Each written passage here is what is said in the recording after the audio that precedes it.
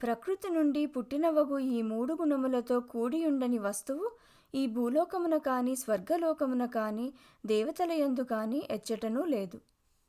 శత్రువులను తపింపజేయువో అర్జున, బ్రాహ్మణ క్షత్రియ వైశ్య శూద్రులకు స్వభావము వలన పుట్టిన గుణములను బట్టి కర్మలు వేరువేరుగా విభజింపబడినవి. అంతరేంద్రియ నిగ్రహము, బాహ్యేంద్రియ నిగ్రహము, తపస్సు, శుచిత్వము, రుజుమార్గవర్తనము, శాస్త్రజ్ఞానము, అనుభవజ్ఞానము, దైవమందు, గురువునందు, శాస్త్రమందు నమ్మకము కలిగియుండుట స్వభావము వలన పుట్టిన బ్రాహ్మణ కర్మయై ఉన్నది. శూరత్వము, తేజస్సు, ధైర్యము, సామర్థ్యము, యుద్ధమునందు పారిపోకుండుట, దానము, ప్రజాపరిపాలనా శక్తి ఇవి స్వభావము వలన పుట్టిన క్షత్రియ కర్మయై ఉన్నది. వ్యవసాయము, గో సంరక్షణ, వర్తకము వైశ్యునకు స్వభావజనితమగు కర్మలై ఉన్నవి. అట్లే సేవారూపమైన కర్మము శూద్రునకు స్వభావ సిద్ధమై ఉన్నది. తన స్వాభావిక కర్మమునందు ఆసక్తి గల మనుజుడు జ్ఞానయోగ్యతారూప సిద్ధిని పొందుచున్నాడు.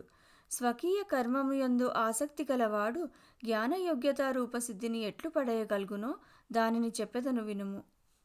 ఎవని వలన ప్రాణులకు ఉత్పత్తి మొదలగు ప్రవర్తనము కలుగుచున్నదో, ఎవని చేత ఈ సమస్త ప్రపంచము వ్యాపించబడి ఉన్నదో అతనిని మనుజుడు స్వకీయ కర్మముచే ఆరాధించి జ్ఞానయోగ్యతారూప సిద్ధిని పొందుచున్నాడు.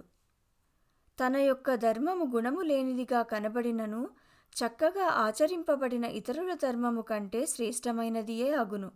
స్వభావముచే ఏర్పడిన కర్మమును చేయుచున్న ఎడల మనుజుడు పాపమును పొందనేరడు. ఓ అర్జున, స్వభావ సిద్ధమగు కర్మము దోషయుక్తమైనను దానిని వదలరాదు. పొగచేత అగ్ని కప్పబడినట్లు సమస్త కర్మములు దోషము చేత కప్పబడి ఉన్నవి కదా. సమస్త విషయములందును తగులుబాటు నొందని బుద్ధి కలవాడును, మనస్సును జయించినవాడును, కోరికలు లేనివాడునగు మనుజుడు సంగత్యాగముచే సర్వోత్కృష్టమైన నిష్క్రియాత్మాస్థితిని పొందుచున్నాడు. ఓ అర్జున, కర్మస్థితిని పడసినవాడు పరమాత్మను ఏ ప్రకారముగా పొందగలడో ఆ విధమును మరియు జ్ఞానము యొక్క శ్రేష్టమైన నిష్ట ఏది కలదో దానిని సంక్షేపముగా నా వలన తెలుసుకొనుము.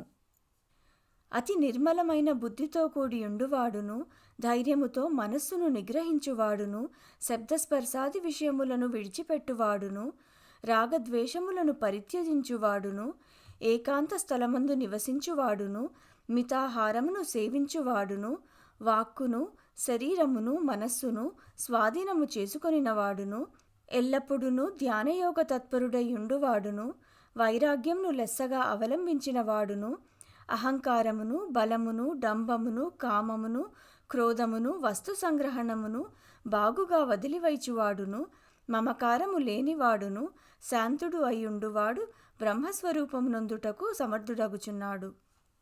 బ్రహ్మరూపమును పొందినవాడు నిర్మలమైన మనస్సు కలవాడునగు మనుజుడు దేనిని గూర్చి దుఃఖింపడు, దేనిని కోరడు. సమస్త ప్రాణులందును సమబుద్ధి కలవాడై నాయందు ఉత్తమ భక్తిని పొందుచున్నాడు. భక్తి చేత మనుజుడు నేనెంతటి వాడనో ఎట్టివాడనో యథార్థముగా తెలుసుకొనుచున్నాడు.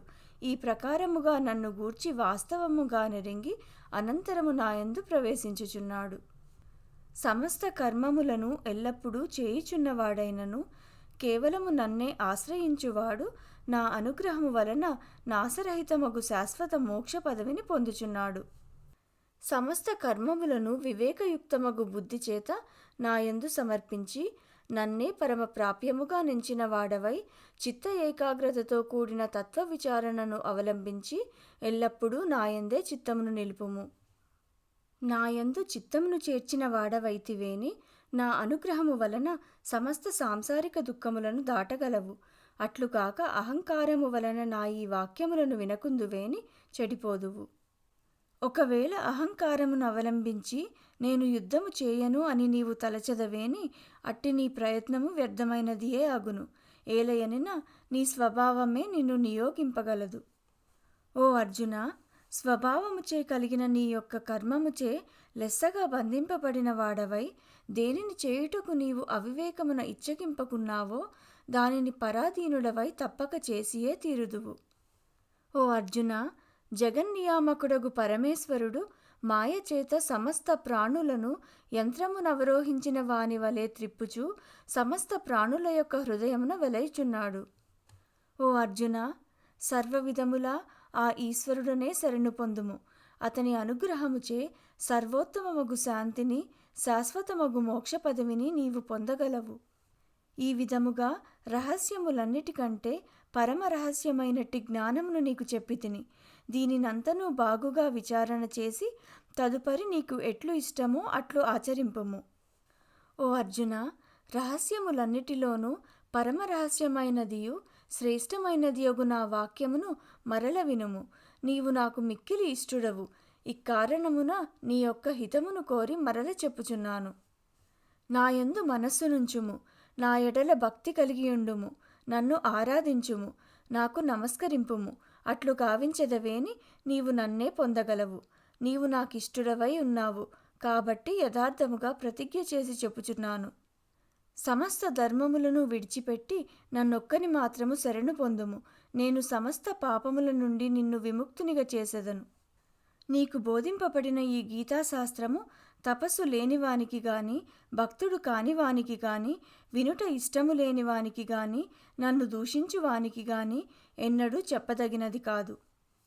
ఎవడు అతి రహస్యమైన ఈ గీతాశాస్త్రమును నా భక్తులకు చెప్పునో అట్టివాడు నాయందు ఉత్తమ భక్తి కలవాడై సంశయరహితుడై నన్నే పొందగలడు. మనుజులలో అట్టివాని కంటే నాకు మిక్కిలి ప్రియమునర్చువాడెవడునూ లేడు.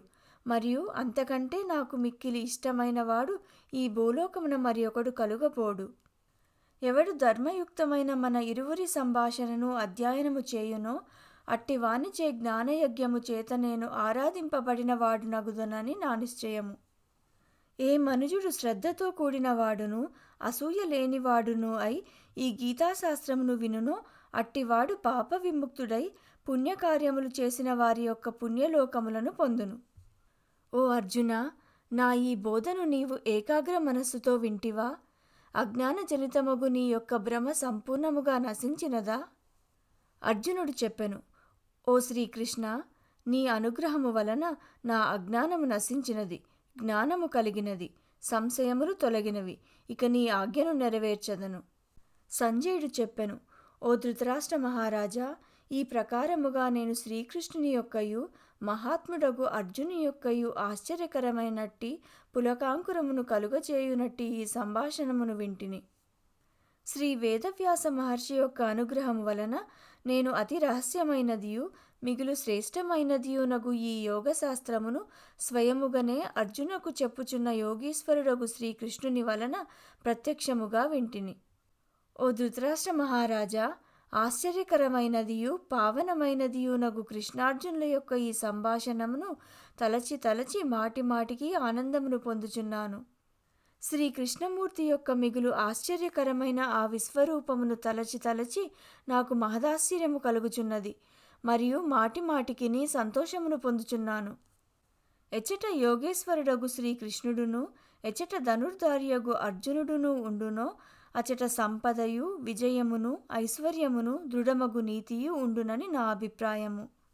ఇతి శ్రీమన్మహాభారతే శతసాహస్రికాయాం సంహితాయాం వయాసిక్యాం శ్రీమద్భీష్మపర్వాణి శ్రీమద్భగవద్గీతానుపనిషత్సు బ్రహ్మవిద్యాయాం యోగశాస్త్రే శ్రీకృష్ణార్జున సంవాదే మోక్షసన్యాసయోగో నామ 18 సర్వం శ్రీకృష్ణార్పణమస్తు.